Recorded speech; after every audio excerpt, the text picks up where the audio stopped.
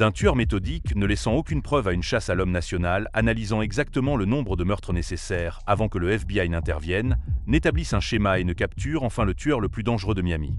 Découvrez la vérité choquante sur le temps qu'il aurait fallu au FBI pour capturer Dexter Morgan, un tueur méthodique qui a opéré sous le nez de tous. Nous examinerons la chronologie exacte de la capture de Dexter Morgan par le Federal Bureau of Investigation en utilisant les protocoles réels du FBI, les règles de juridiction et les procédures d'enquête sur les tueurs en série. Nous passerons en revue ces meurtres chronologiquement, analyserons le moment où les forces de l'ordre local auraient alerté les autorités fédérales, le nombre de victimes nécessaires pour établir un schéma d'handicap et les étapes d'enquête qui auraient mené à sa capture. L'opération de Dexter Morgan dans le comté de Miami-Dade, lui, a conféré un avantage considérable qui a retardé l'implication du FBI de plusieurs années, car le FBI ne peut pas prendre le contrôle d'enquête locale sur des meurtres sans y être invité. En vertu du titre 28 du Code des États-Unis, section 540B, le FBI ne peut pas formellement prendre le contrôle d'enquête sur des tueurs en série sans une demande du chef de l'agence de maintien de l'ordre ayant l'autorité juridictionnelle. Le rôle du FBI dans les affaires de meurtre en série a évolué lentement au cours du XXe siècle. Au début du bureau, les crimes violents ne relevaient de la juridiction du FBI que s'ils se produisaient sur une propriété gouvernementale, en haute mer ou dans certaines réserves autochtones. Bien que le FBI puisse offrir une assistance consultative ou de laboratoire limitée, il ne pouvait pas prendre le contrôle d'une affaire de tueur en série d'un service de police local sans invitation. Lorsque Dexter a commis son premier meurtre, celui de l'infirmière Marie, au début de sa vie d'adulte, il travaillait avec une seule juridiction. Le département des homicides de Miami-Dade avait pleine autorité. Bien que le FBI ait étudié les meurtres en série pendant des décennies, ce n'est qu'en 2008 qu'il a formellement standardisé la définition du meurtre en série comme le meurtre illégal d'au moins 2 victimes par le même agresseur lors d'événements distincts. Avant cette normalisation, le seuil était généralement de 3 victimes. La méthode de disposition de Dexter a créé une autre barrière. Il démembrait ses victimes et les jetait dans le Gulf Stream à l'aide de sacs biodégradables lestés de pierre. Le puissant courant du Gulf Stream transportait les corps loin de Miami. La plupart ne refaisaient jamais surface. Ceux qui le faisaient étaient décomposés au-delà de toute reconnaissance ou s'échouaient dans différentes juridictions, aux Bahamas, à Cuba ou plus au nord de la côte de la Floride. Opérer dans une seule ville sous un seul service de police signifiait l'absence de signaux d'alarme transjuridictionnels.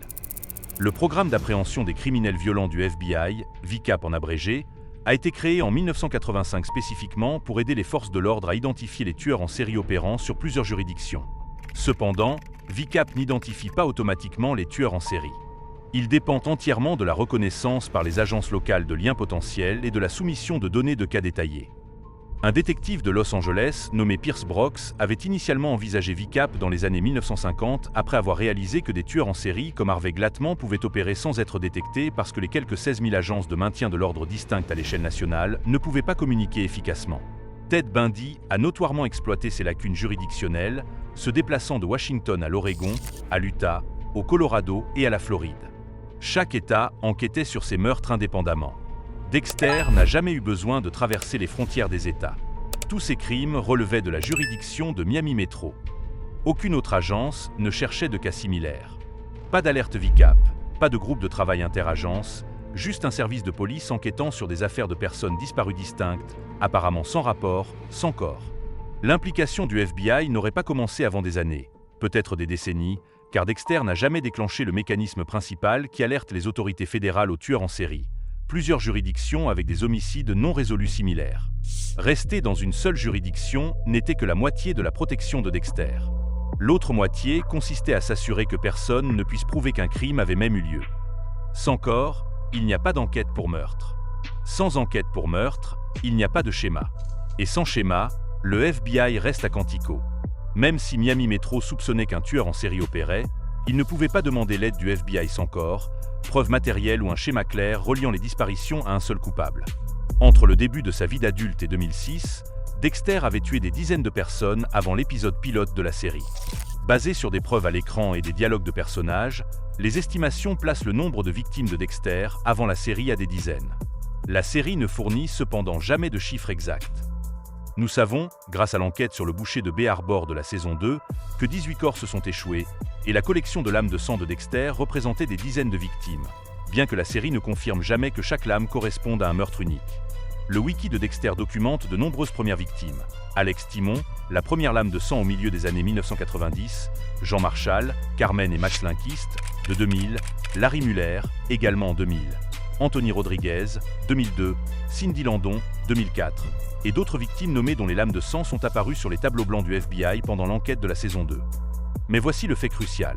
Aucune de ces personnes n'a été reliée en tant que victime du même tueur avant l'épisode 1 de la saison 2, lorsque ces 18 corps se sont échoués sur le rivage pendant plusieurs semaines. Avant cela, il s'agissait d'affaires de personnes disparues. Pas de schéma, pas de corps, pas de scène de crime, pas de preuves. Le rapport 2008 du FBI, Serial Murder, Multidisciplinary Perspective for Investigator, déclare que l'identification des meurtres comme l'œuvre d'un tueur en série est le premier défi auquel une enquête est confrontée, surtout si les victimes proviennent de populations marginalisées ou à haut risque. Le rapport souligne que les affaires sont normalement liées par des preuves médico-légales ou comportementales. Sans corps, il n'y a rien à relier. Dexter sélectionnait ses victimes avec soin. Beaucoup étaient des criminels vivant déjà en marge de la société. Lorsque ces personnes disparaissaient, leur absence ne déclenchait pas d'enquêtes intensives. Un trafiquant de drogue disparaît, il pourrait se cacher de rivaux. Un meurtrier qui a échappé à la justice disparaît, peut-être a-t-il quitté la ville. La sélection des victimes par Dexter signifiait des disparitions discrètes qui ne généraient pas d'efforts de recherche massifs ou d'attention médiatique. Considérez les victimes documentées. Mike Donovan était un meurtrier condamné qui avait tué un garçon. Jamie Jaworth qui a tué sa femme. Matt Chambers était un tueur en série présumé. Ce n'étaient pas des citoyens irréprochables dont la disparition ferait les gros titres. C'étaient des criminels, des prédateurs, des gens vivant dans l'ombre.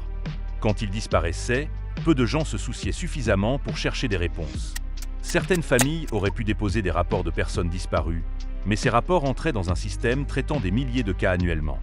La disposition dans le Gulf Stream était brillante d'un point de vue investigatif. Les forts courants du Gulf Stream transportaient rapidement les restes loin de Miami, empêchant souvent la récupération et accélérant la décomposition. L'eau salée, la vie marine et le temps détruisaient systématiquement les preuves. En quelques semaines, même l'identification dentaire devenait difficile. Les empreintes digitales étaient impossibles, et l'ADN se dégradait. Les sacs plastiques utilisés par Dexter étaient biodégradables. Ils se décomposaient avec le temps, libérant les restes démembrés qui se dispersaient sur le fond océanique ou s'échouaient en morceaux non identifiés sur des rivages lointains. Les pierres qu'il utilisait comme poids finiraient par se séparer à mesure que le plastique se détériorait. La vie marine disperserait davantage les restes. La méthodologie était scientifiquement solide pour un tueur cherchant à éviter la détection. Miami Metro ne pouvait pas demander l'aide du FBI parce qu'ils ne savaient pas qu'ils en avaient besoin. Ils avaient des cas de personnes disparues, pas d'homicides liés. Les analystes VICAP du Critical Incident Response Group du FBI à Quantico ne signaleraient rien car rien n'était enregistré comme des crimes liés. Les détectives locaux, enquêtant sur des disparitions distinctes, n'avaient aucune raison de penser qu'une seule personne était responsable. La base de données VICAP du FBI n'aide que lorsque les agences reconnaissent des schémas et soumettent des cas. Miami Metro n'avait aucun schéma à reconnaître, juste des rapports individuels de personnes disparues éparpillées sur 15 ans, impliquant des personnes de différentes démographies, de différentes parties de la ville, avec apparemment rien ne les reliant, sauf qu'elles avaient toutes commis des crimes graves qui n'avaient pas été publiés. Le FBI ne serait alerté ou impliqué d'aucune manière tant que des corps ne seraient pas découverts et liés médico-légalement au même agresseur. Cela prendrait 15 ans depuis le premier meurtre de Dexter. Pendant 15 ans, Dexter a opéré dans une obscurité parfaite. Pas de corps, pas de lien, pas d'implication fédérale. Puis quelque chose s'est produit que Dexter ne pouvait pas contrôler. L'océan a rendu ce qu'il avait pris. Et quand ces corps ont commencé à s'échouer en 2007, tout a changé. Le FBI ne s'est impliqué dans la capture de Dexter qu'après que 18 corps se sont échoués dans la saison 2, établissant un schéma indéniable qui nécessitait une assistance fédérale. L'épisode 1 de la saison 2, C'est vivant, a montré les premiers corps du boucher de Bay Harbor s'échouant sur les plages de Miami.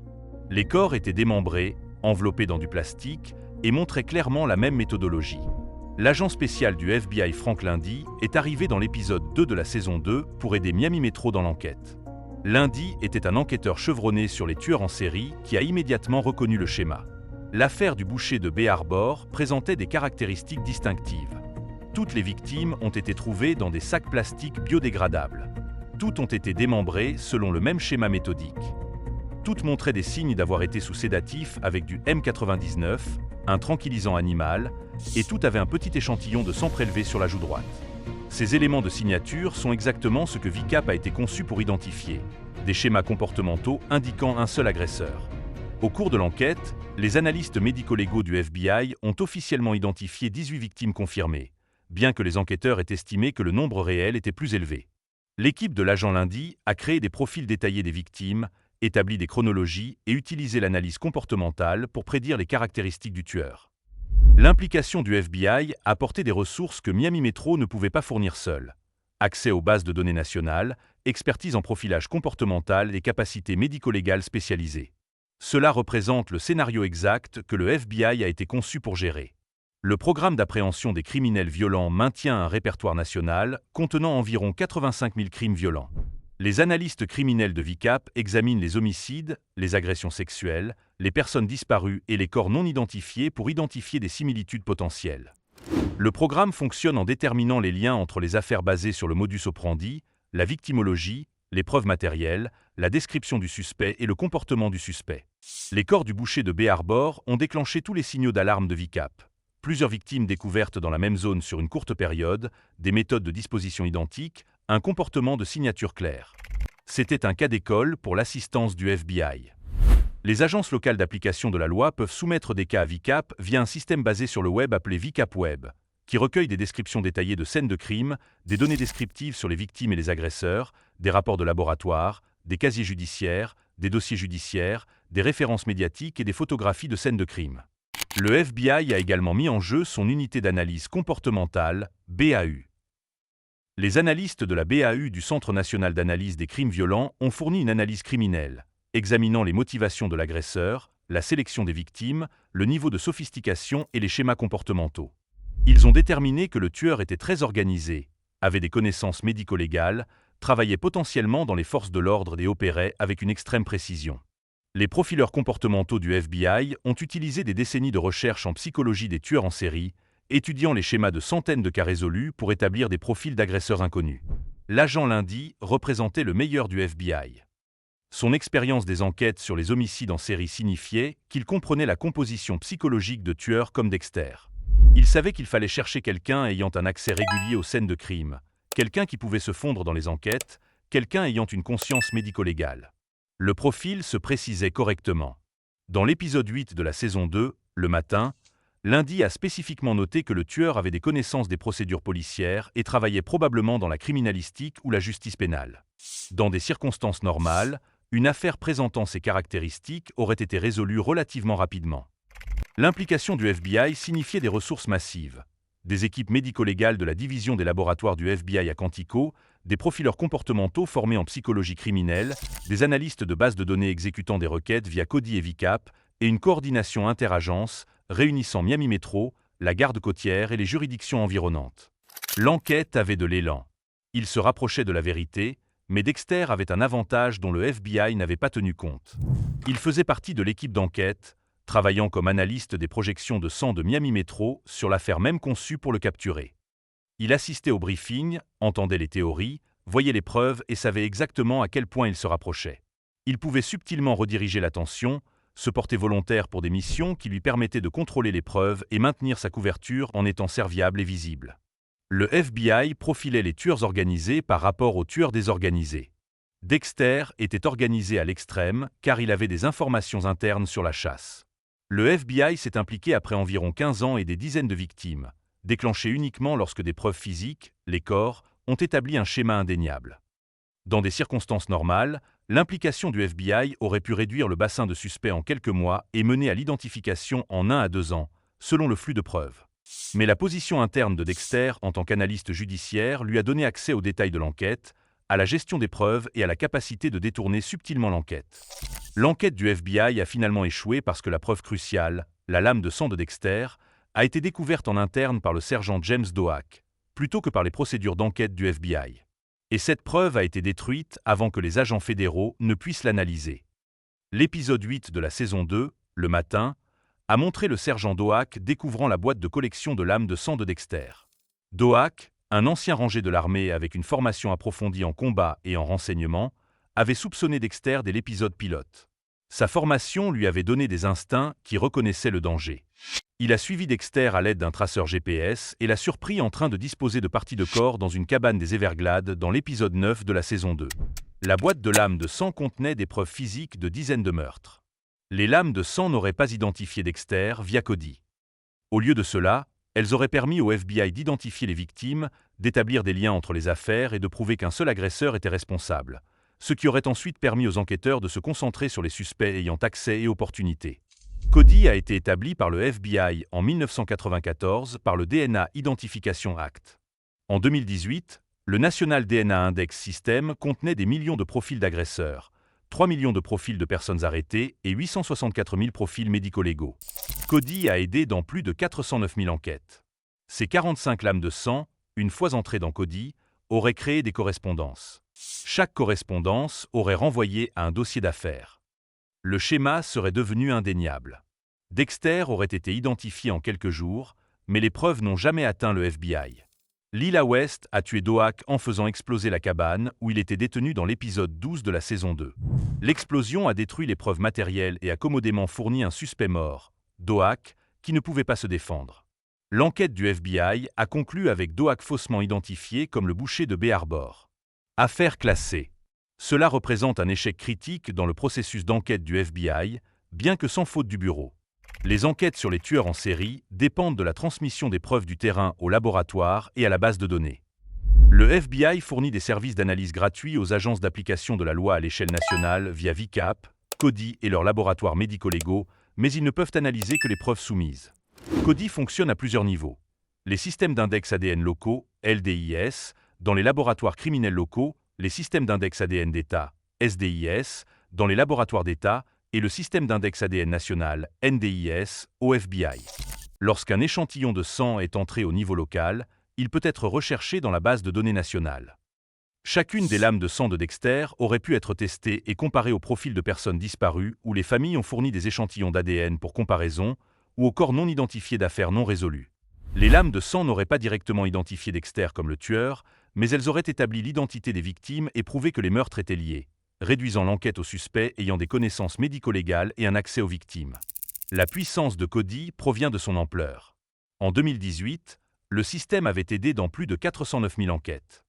Il est conçu pour relier des affaires qui semblent sans rapport et aider à identifier les victimes dont les corps n'ont jamais été retrouvés ou restent non identifiés. Doak a trouvé la preuve irréfutable en dehors des canaux officiels. Il menait une enquête non autorisée basée sur des soupçons personnels. Lorsqu'il a confronté Dexter, la confrontation a eu lieu loin de toute supervision ou de tout renfort. Les preuves n'ont jamais été correctement documentées, photographiées ou sécurisées dans un casier de preuves. Pas de chaîne de possession, pas de rapport officiel, pas de notification au FBI. Dans une procédure pénale appropriée, les preuves doivent suivre des protocoles stricts: découverte, documentation, collecte, conservation et analyse. Chaque étape crée un enregistrement. Chaque transfert nécessite des signatures. La chaîne de possession garantit l'intégrité des preuves et leur admissibilité au tribunal. Doak a contourné tout cela. Il a trouvé la boîte, l'a prise et l'a utilisée pour confronter directement le suspect, une violation de tous les protocoles d'enquête. Bien que les lames de sang seules auraient pu faire face à des problèmes d'admissibilité, elles auraient exposé irréversiblement Dexter comme le tueur et redirigé toute l'enquête. Les ressources spécialisées du FBI, les analystes comportementaux, les laboratoires médico-légaux, l'accès aux bases de données, étaient de classe mondiale, mais ils ne pouvaient pas attraper Dexter sans preuve. L'agent Lindy s'en est approché. Son profil comportemental était précis. Le tueur était conscient des techniques médico-légales, peut-être dans les forces de l'ordre, très intelligent et opérant avec une précision méthodique.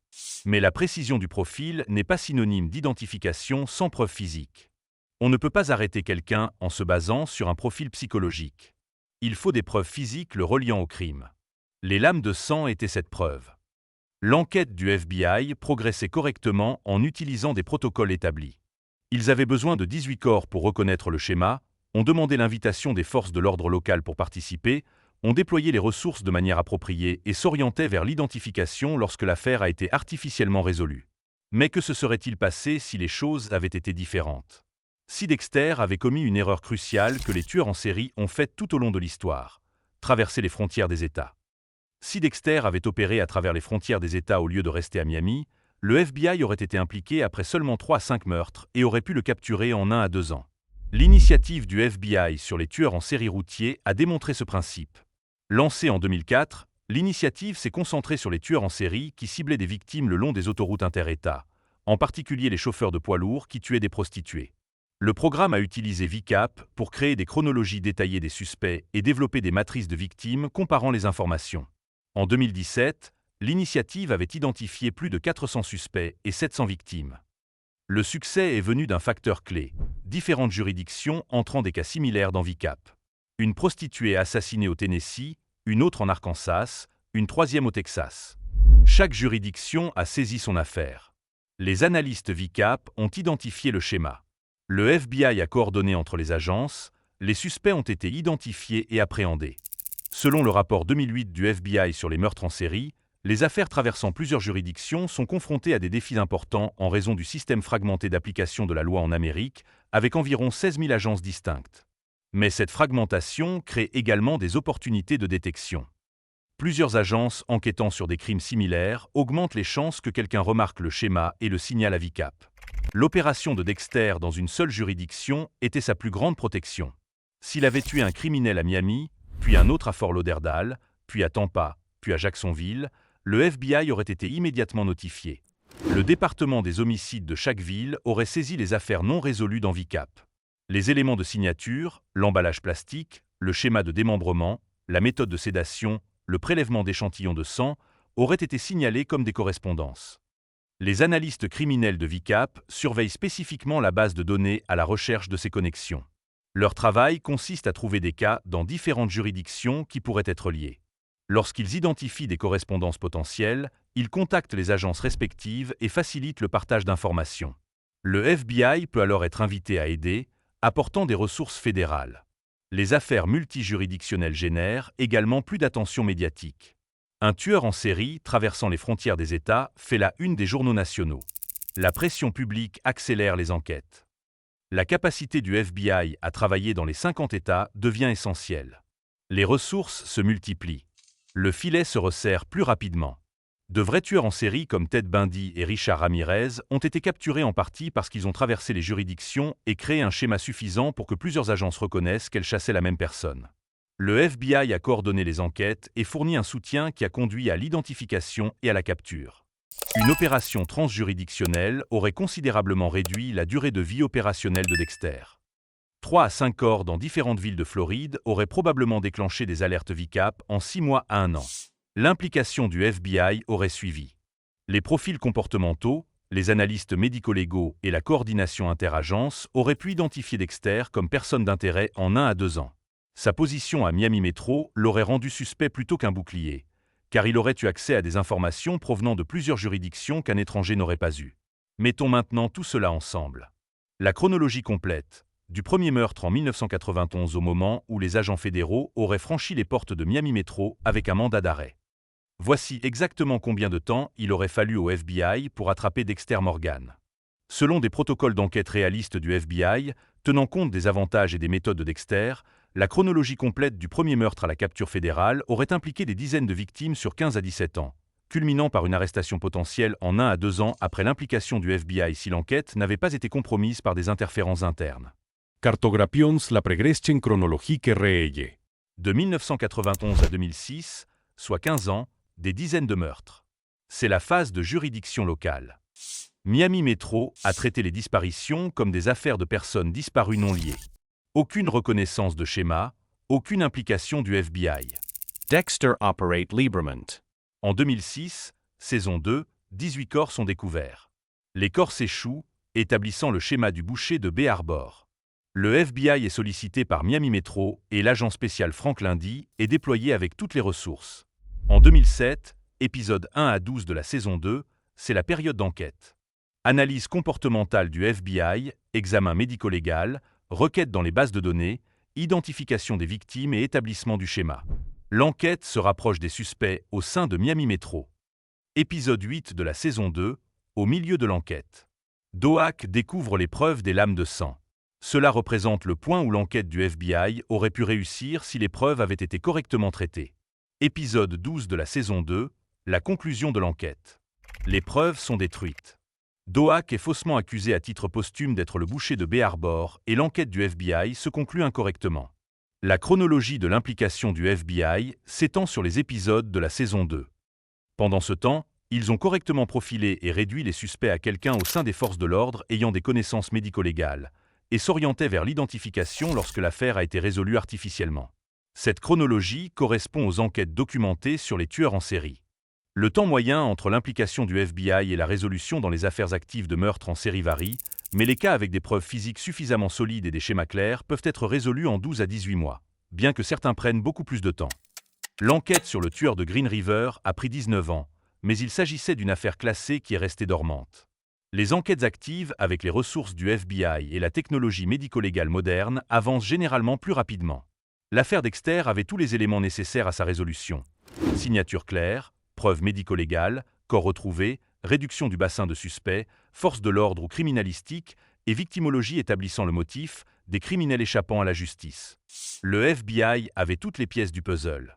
Il leur manquait la preuve finale, les lames de sang, pour compléter le tableau. La variable clé était la position interne de Dexter. La plupart des tueurs en série ne travaillent pas pour le service de police qui enquête sur eux. Cela a créé une situation unique où le suspect pouvait surveiller le processus d'enquête, accéder aux preuves et détourner subtilement l'attention. C'était l'équivalent du tueur de Green River faisant partie du groupe de travail le chassant lui-même. Un scénario qui s'est réellement produit avec Denny Radé, le tueur BTK, qui travaillait dans la conformité et l'application des codes et avait des contacts avec la police, bien qu'il n'enquêtait pas directement sur ses propres crimes. Ainsi, la chronologie complète était de 15 ans et des dizaines de victimes avant l'implication du FBI. 1 à 2 ans entre l'implication du FBI et l'identification potentielle, selon la disponibilité des preuves, ce qui nous amène à une chronologie totale d'environ 16 à 17 ans pour une capture potentielle, en l'absence d'interférence. L'interférence dans ce cas, la découverte non autorisée de Doak et sa mort subséquente, a prolongé la chronologie opérationnelle de Dexter de 7 années supplémentaires et de nombreuses victimes supplémentaires avant d'être finalement capturé dans Dexter, New Blood. Du premier meurtre à la capture fédérale potentielle, Dexter Morgan a eu une fenêtre d'environ 15 à 17 ans pendant laquelle il a tué des dizaines de victimes avant que l'enquête méthodique du FBI ne se referme sur lui. La preuve qu'opérer au sein d'une seule juridiction, tout en disposant des corps dans l'océan, a créé les conditions pour échapper à la détection fédérale pendant plus d'une décennie.